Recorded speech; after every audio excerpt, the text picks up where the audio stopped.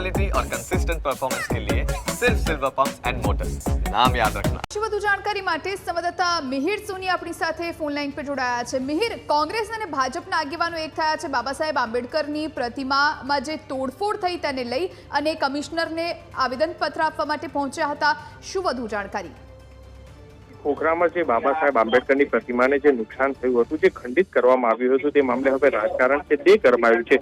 ભાજપ અને કોંગ્રેસના જે ડેલિગેશન અને આગેવાનો છે તે પોલીસ કમિશનર ઓફિસ પહોંચ્યા અને પોલીસ કમિશનર GS મલિકને આવેદનપત્ર છે અલગ અલગ પાર્ટી દ્વારા આપવામાં આવ્યું। જો વાત કરવામાં આવે તો ભાજપના સાંસદ દિનેશ મકવાણા, ધારાસભ્ય દર્શના વાઘેલા, અમિત ઠાકર, જીતુ ભગત સહિતના આગેવાનો છે તે પહોંચ્યા હતા અને ત્યારે બીજી બાજુ શહેર કોંગ્રેસના પ્રમુખ હિંમતસિંહ પટેલ, ધારાસભ્ય ઇમરાન ખેડાવાલા, શહેજાદ ખાન પઠાણ સહિતના આગેવાનો પણ પહોંચ્યા હતા અને આરોપીને તાત્કાલિક પકડવા માટેની રજૂઆત છે તે કરી હતી। અને ભાજપ અને કોંગ્રેસના આગેવાને જ્યારે આવેદનપત્ર આપ્યું ત્યારે પોલીસ કમિશનર GS મલિકે એક ખાતરી આપી હતી કે અમારી અત્યારે હાલ 20 જેટલી ટીમો આરોપીને પકડવા માટે કામે લાગી છે અને 24 કલાકની અંદર મૂર્તિ ખંડિત કરનાર આરોપીઓ છે તે પકડાઈ જશે। અત્યાર સુધીમાં જો વાત કરવામાં આવે તો 1000થી વધુ CCTV છે તે ચેક કરવામાં આવ્યા છે અને જેને લઈને જે મૂર્તિ ખંડિત કરવામાં આવી છે તેને પકડવા માટે અત્યારે હાલ ક્રાઇમ બ્રાન્ચ પણ છે તે તપાસ કરી રહી છે। એટલે તાત્કાલિક જ જે કાર્યવાહી છે તે કરવામાં આવી રહી છે।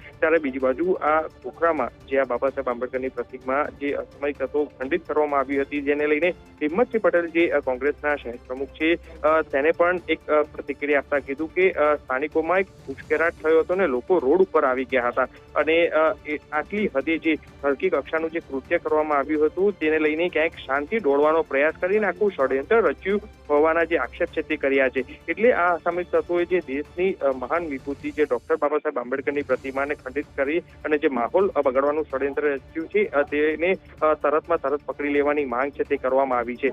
એટલે જે આ બાબા સાહેબ આંબેડકરની પ્રતિમા છે છેલ્લા ઘણા વર્ષોથી ત્યાં આગળ લાગેલી છે, એટલે આ ખંડિત કરતી હોવાથી દલિત સમાજ સહિતના તમામ લોકો, જે તમામ પક્ષના લોકો છે એક નારાજગી જોવા મળી છે અને તરત જ આરોપી પકડાઈ જાય તેવી માંગ સાથે અહીં પહોંચ્યા છે તે પહોંચી અને પોતપોતાની રજૂઆત છે તે કરી રહ્યા છે।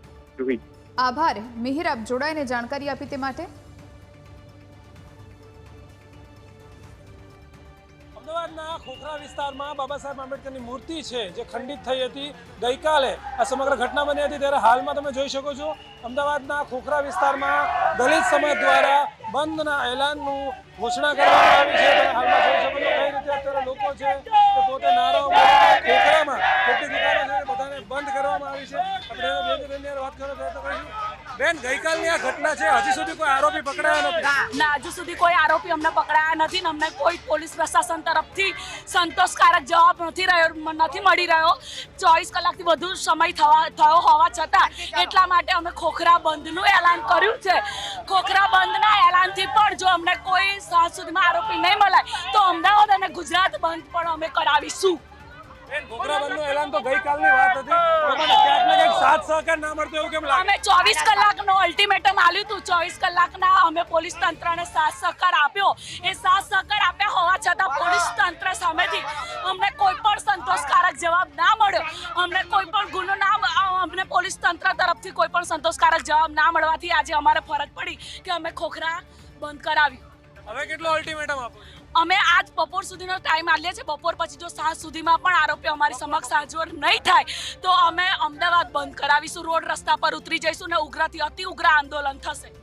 ચોક્કસથી અત્યારે જે પ્રમાણે જોઈ શકો કે ખોખરાનો જે વિસ્તાર છે, જે જગ્યા પર અત્યારે જે દલિત સમાજ છે તેમના દ્વારા અત્યારે વાત કરીએ કે બંધનું એલાન આપવામાં આવ્યું હતું, તે બંધનું એલાન અત્યારે હાલમાં દેખાઈ રહ્યું છે અને ચોક્કસથી જેટલી દુકાનો બંધ છે તો બધી દુકાનો માટે તે આભાર માને છે, પરંતુ જે નથી દુકાનો બંધ છે બધી દુકાનો અત્યારે આ રેલીમાં જે નીકળ્યા છે બંધ કરવામાં આવી રહ્યું છે। દુકાનો બધી તમે જોઈ શકો છો હાલમાં દ્રશ્યોમાં પણ।